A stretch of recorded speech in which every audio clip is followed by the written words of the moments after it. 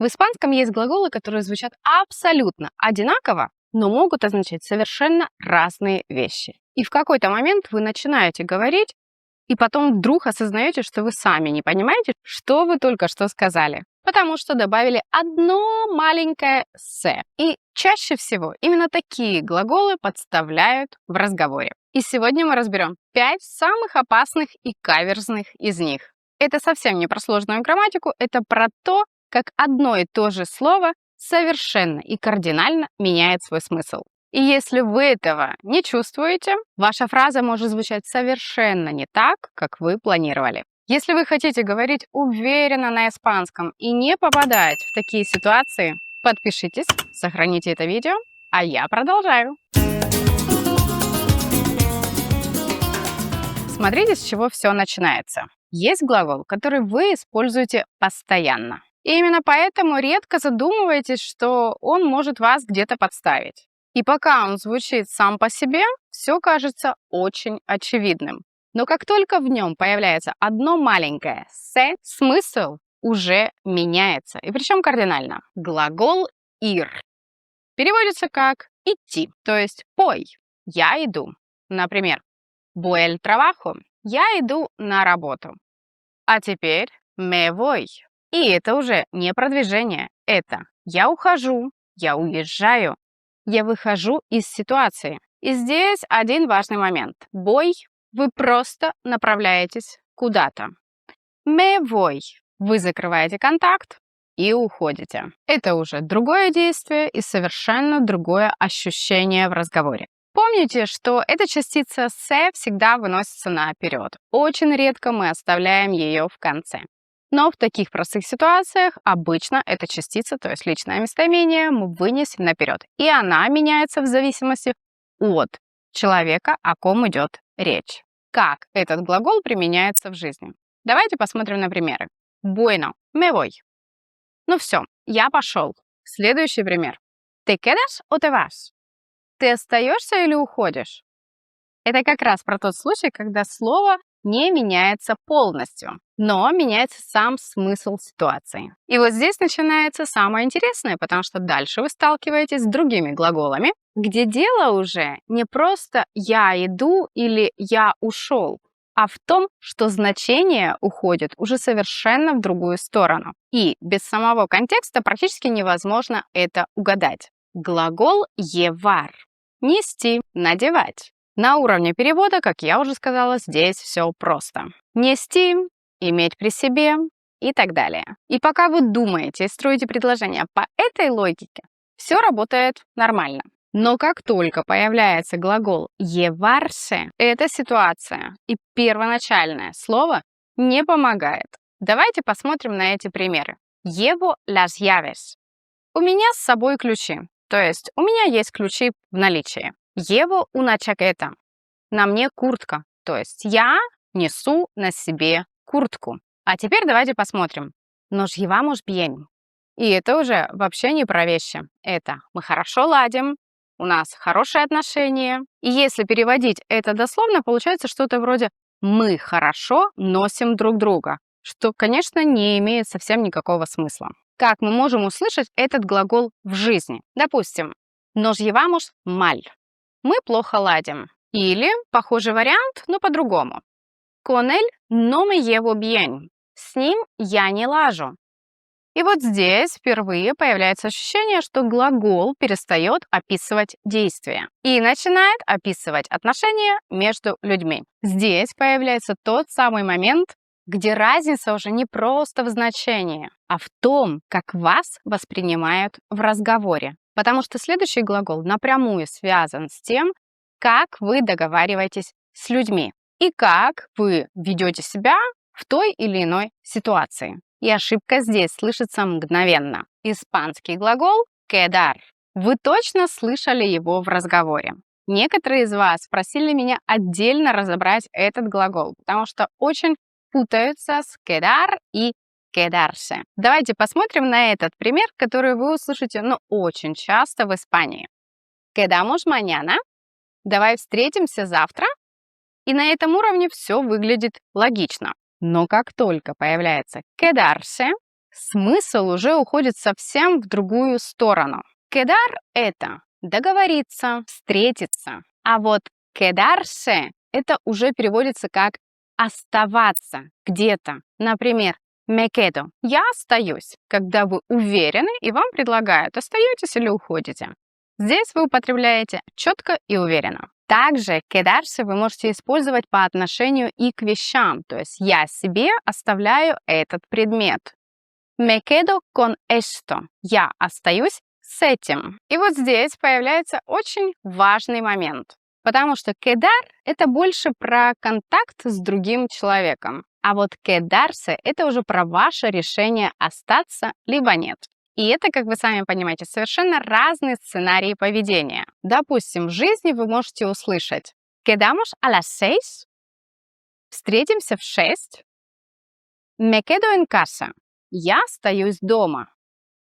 «Te quedas o te vas?» «Ты остаешься или уходишь?» И есть еще одна очень интересная вещь, которая очень часто сбивает людей с толку. Выражение quedar bien. Это уже немножко про другую вещь. Это про то, как произвести хорошее впечатление. Выглядеть уместно в той или иной ситуации. Допустим, вы можете сказать «Aquel día quedaste muy bien». В тот день ты отлично себя показал.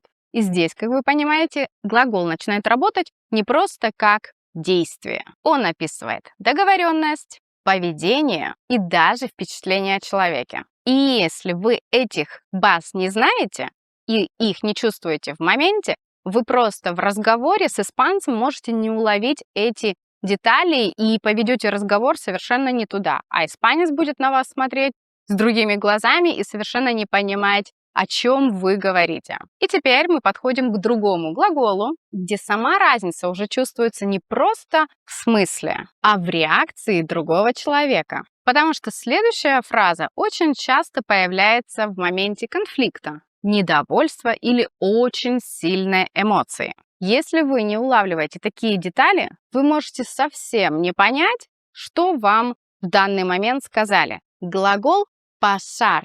Вы точно слышали его десятки раз, только немножко не понимали, что это действительно речь идет про этот конкретный глагол. ¿Qué pasa? В чем дело? Что происходит? Или иногда, как любит выражаться молодежь, в контексте «ну что там?», «как дела?» и так далее. На этом уровне, когда я вам сейчас провела параллели, вам довольно-таки понятно. И кажется все очень простым. А теперь давайте подумаем, ведь часто общаясь с испанцами, на испанском языке всплывают вариант pasarse. И здесь многие думают, что смысл тот же, но на самом деле смысл резко и кардинально меняется. Давайте немножко разберем, где и какой вариант мы применяем. Например, pasar algo – происходить что-то. А теперь давайте представим, что действие свершилось, что-то произошло, и вы отвечаете «me pasé». Здесь этот вариант уже переводится как «я переборщил», «я зашел слишком далеко», «я перегнул палку», «я сделал больше, чем нужно» или «больше, чем требовалось». И вот здесь очень интересно, потому что очень часто в Испании вы услышите «te has pasado». И очень часто в таких вещах именно в Испании мы используем pretérito perfecto – прошедшее время, а не pretérito indefinido, как это принято в Латинской Америке. В этом большая разница – Испания, Латинская Америка. И если переводить буквально, смысл вообще не очевиден. Но в реальной жизни вот это «te has pasado», как я уже говорила, это «ты перегнул», «ты переборщил». Это уже слишком. И здесь, как вы понимаете, речь уже идет про эмоциональную реакцию человека. Давайте разберем несколько примеров, как вы можете это услышать в жизни. Допустим, в Испании очень часто мы слышим такие выражения, как «se han pasado con el precio», то есть «они переборщили с ценой». Особенно это часто фраза звучит, когда мы обсуждаем с друзьями относительно какого-то провайдера, либо того же ресторана, если вы находитесь там, и вам принесли счет, и вы очень удивлены относительно цены на тот продукт, которого не было, допустим, в меню. И очень часто это случается с водой, с хлебом, либо какими-то дополнительными такими минимальными, незначительными продуктами и услугами, которые по факту потом просто выливаются в целую копеечку. Поэтому эта фраза очень часто применяется здесь. Другой вариант. Me pasé con la comida. Я переел, либо я переборщил с едой. Здесь, как вы понимаете, одно маленькое «с» кардинально меняет смысл, а также полностью меняет тон самого разговора. Здесь вы уже не просто описываете ситуацию, а буквально реагируете на нее и показываете вашу четкую позицию и ваше отношение по этому поводу. И вот здесь мы подходим к глаголу, на котором окончательно становится понятно, что дело не в словах, а в том, как они работают вместе. Потому что дальше будет разница не просто в оттенке этого смысла. Этот глагол создает то самое ощущение, что перед вами совершенно два разных глагола. Volver – возвращаться. Здесь все звучит довольно-таки спокойно. Допустим, volver a casa – вернуться домой.